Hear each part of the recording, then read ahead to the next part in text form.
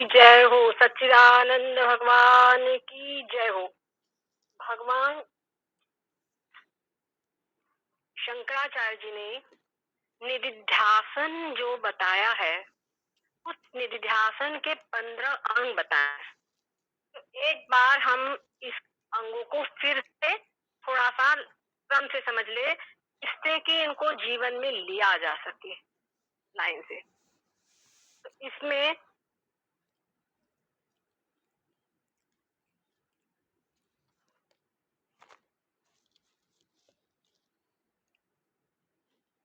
हाँ, इसमें है नंबर 1 पे यम, नियम, त्याग, मौन, देश, काल, आसन, मूलबंध, देह साम्य, दृक स्थिति, प्राण संयमन यानी प्राणायाम, प्रत्याहार, धारणा, आत्म ध्यान और समाधि।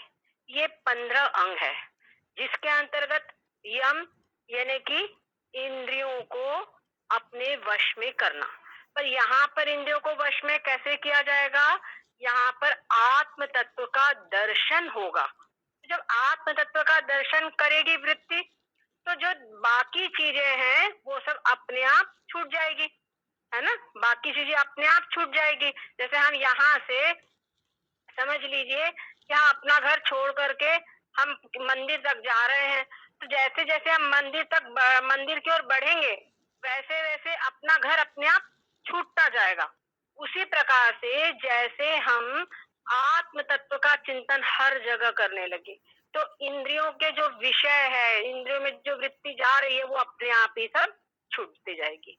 ये यहाँ पर यम है।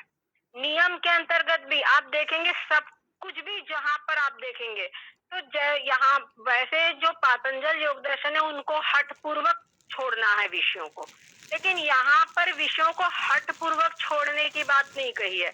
और हठ पूर्वक छोड़ना तो वो प्रारंभिक अवस्था थी, तो प्रारंभिक अवस्था में उनका त्याग कर दिया उस प्रकार से। लेकिन अब जो ये चित्त है, ये पूरा रूप से तैयार हो चुका है आत्म तत्व की चिंतन के लिए, इसकी पृष्ठभूमि तैयार हो गई है।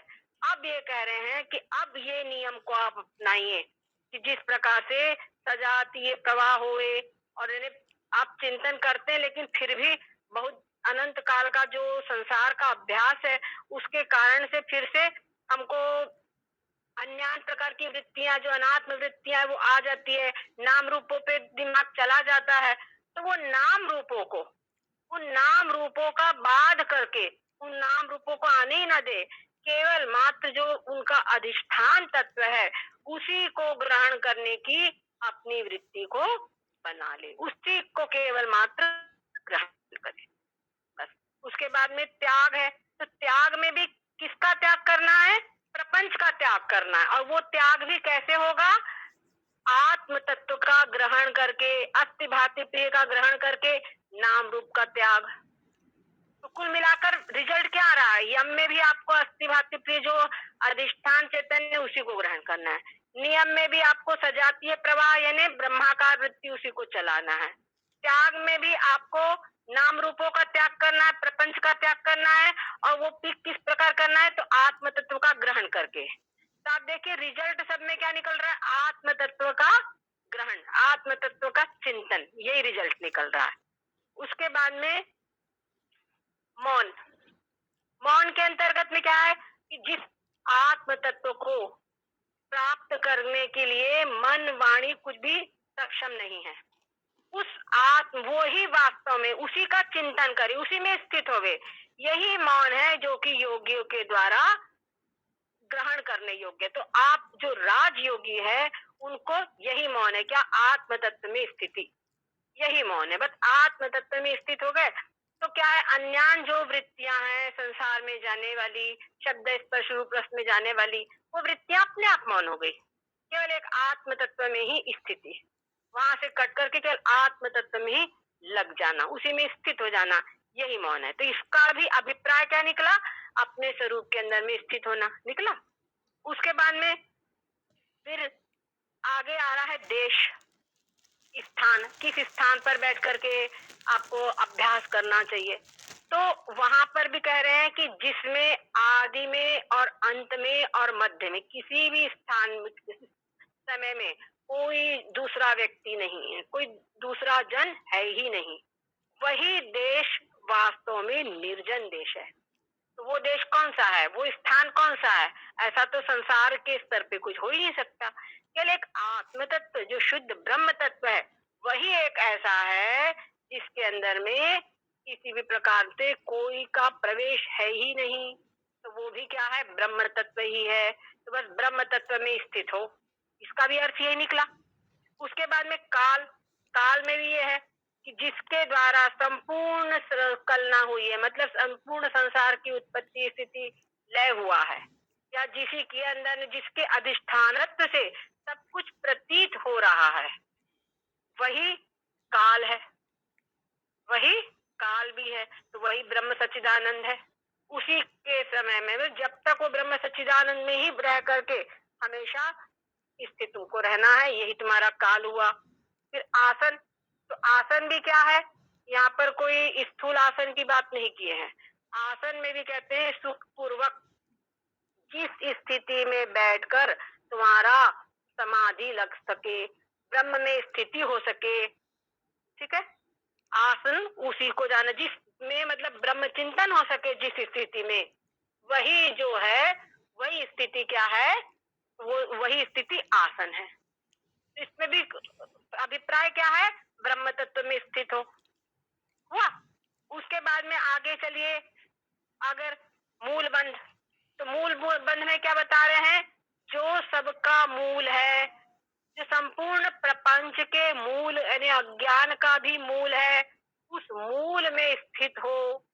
तो मूल क्या है? ब्रह्म सच्चिदानंद, उसमें स्थित हो। फिर देह साम्य, देह साम्य क्या बोल रहे हैं? अंगों की समता। तो अंगों की समता भी क्या कह रहे हैं? ब्रह्म में ही, ब्रह्म में जब चित्त की वृत्ति का लय होता है, क्या समझे? जब चित्त की वृत्ति का ब्रह्म में लीन होता है, सब प्राणियों में, सब में सम दृष्टि हो गई। सब जो प्राणी हैं उनकी जो भेद दृष्टि है वो समाप्त होकर सब में जो सम तत्व है, उस सम तत्व का दर्शन करना।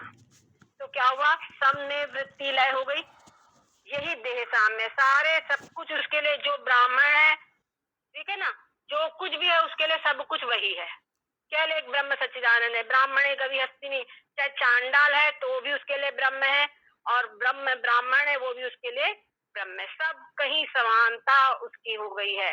सारे शरीर सब कुछ उसके लिए ब्रह्म ही हो गए हैं, सब कुछ उसके लिए ब्रह्म ही हो गया है। ये जो स्थिति है इसी का नाम देह साम्य है। तो कुल मिला के इसका भी अभिप्राय क्या निकला? अपने स्वरूप में पूर्ण रूपेण गहराई से बस उस आत्म तत्व का अनुसंधान करो। फिर दृक् स्थिति, तो दृक् स्थिति में क्या? दृष्टि ज्ञानमयी कृत्वा, दृष्टि को ज्ञानमयी बनाए। ज्ञानमयी मतलब ज्ञान को, आत्म तत्व को ग्रहण करने वाली जो दृष्टि है वही।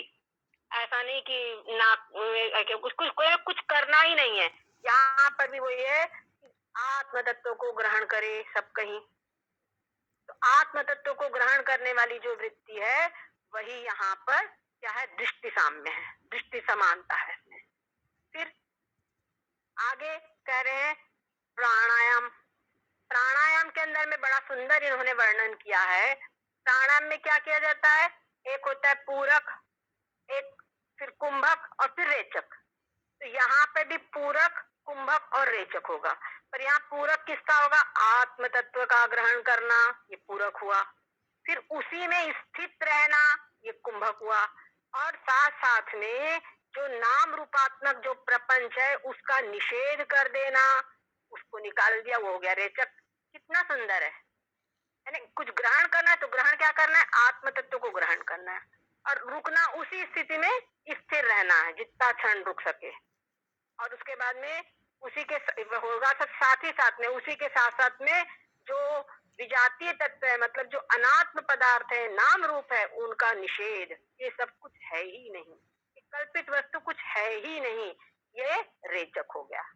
तो यही क्या है? आत्म में स्थित होने का नाम ही प्राणायाम है। और उसके बाद में प्रत्याहार, प्रत्याहार में क्या है? प्रत्याहार के अंदर होता है वैसे कि कहीं पर अपने शरीर को, अपनी चित्त की वृत्ति को लगाना। तो यहाँ चित्त की वृत्ति को लगाना कहाँ पर है? आत्म तत्व में ही लगाना है। समस्त विषयों में जो आत्म तत्व है, उस आत्म तत्व को देखकर, उस आत्म तत्व का दर्शन करके उसी में अपने मन को लगाना है। हर जगह आत्म तत्व का ही अनुसंधान करना है। देख लीजिए, सबका अभिप्राय यही निकलेगा कि आत्म तत्व में अपने चित्त